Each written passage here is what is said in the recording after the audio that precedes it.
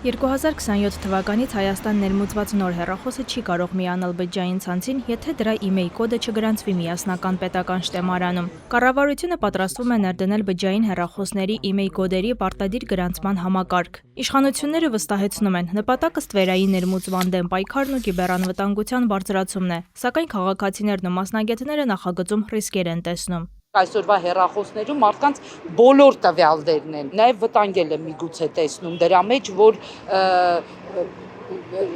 կողմ չեմ համենայն դեպս, մինչև չհասկանամ ինչ չափով է դա լինելու։ Իսկ դուր չի գալիս,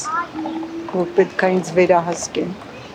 որ մարդու էլ դուր չի գալու, իրան վերահսկեն։ Նախագիծը վերաբերում է ինչպես քաղաքացիներին, այնպես էլ հեռախոս ներմուծող ընկերություններին։ Եթե ֆիզիկական անձն արտերկրից բերի տվյալ կամ նախորդ տարվա արտադրության հեռախոս, ապա դրա գրանցման համար կվճարի 3000 դրամ պետական տուրք։ Իսկ մինչև օրենքի ուժի մեջ մտնելը արդեն իսկ օգտագործվող հեռախոսները ավտոմատ կգրանցվեն շտեմարանում։ Երկրորդ, երրորդ, չորրորդ եւ հնարավոր հետագա բոլոր հեռախոսների ներմուծման պարագայում ֆիզիկական անձը տվյալ տարվա 365 օրվա ընթացքում 2026 թվականին արտադրված հեռախոսի համար պետք է վճարի 100,000 դրամ տուրք, ինչ 2025 թվականի համար 20,000 դրամ տուրք։ Հեռախոս վաճառող ընկերությունների համար յուրաքանչյուր հեռախոսի գրանցման տուրքը 3000 դրամ կլինի։ Տեղեկատվական անվտանգության մասնագետ Սամվել Մարտիրոսյանն ընդգծում է, email կոդն ինքնին չի բացում հեռախոսի պարունակությունը, սակայն բոլոր հեռախոսների եւ դրանց օգտատերերի միասնական բազան կարող է նոր ռիսկեր ստեղծել։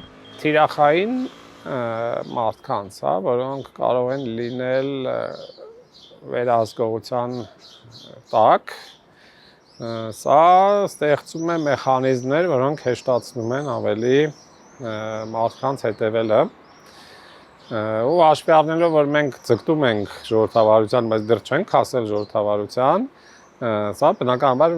խիստ մտահոգություններ է առաջացնում,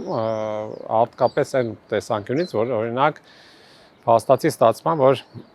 եթե հիմա email կոդերը ուժայինները պետք է ստանան դատարանի որոշումով, բարդացված ինչ-որ սկզբունքներով, այստեղ իրանք միասնական բազայից միանգամից ունենան։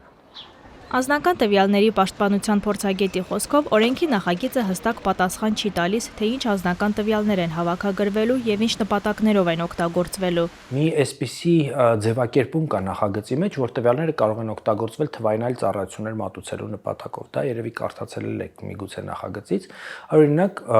մինչև վերջ հասկանալ չի, թե այդ այլ ծառայությունները ինչ են ենթադրում ու ի վերջո այդ տվյալները ինչ ֆորմատով ու ինչպես, ինչ նպատակներով են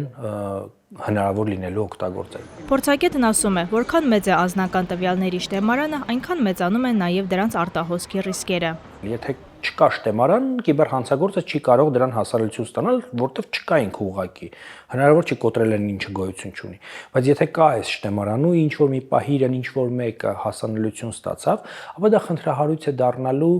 միջամտության ծավալի տեսանկյունից։ Email-ի պարտադիր գրանցման համակարգեր գործում են օրինակ Թուրքիայում, Ադրբեջանում, Պակիստանում, Ինդոնեզիայում, Ուզբեկստանում։ Կառավարությունը վստահեցնում է, համակարգը չի ենթադրում քաղաքացիների անձնական տվյալների հավաքագրում կամ վերահսկողություն, սակայն նախագծով բջջային կապի օպերատորները պարտավոր են email շտեմարանի ադմինիստրատորին տրամադրել իրենց ցանցին միացած հեռախոսների եւ դրանք օգտագործող հաճախորդների անձնական տվյալները։ Այժմ նախագիծն ուղարկվել է ազգային ժողով, իսկ կառավարությունն ասում է, պատրաստ է մինչև քննարկումը լսել մասնագետների առաջարկները։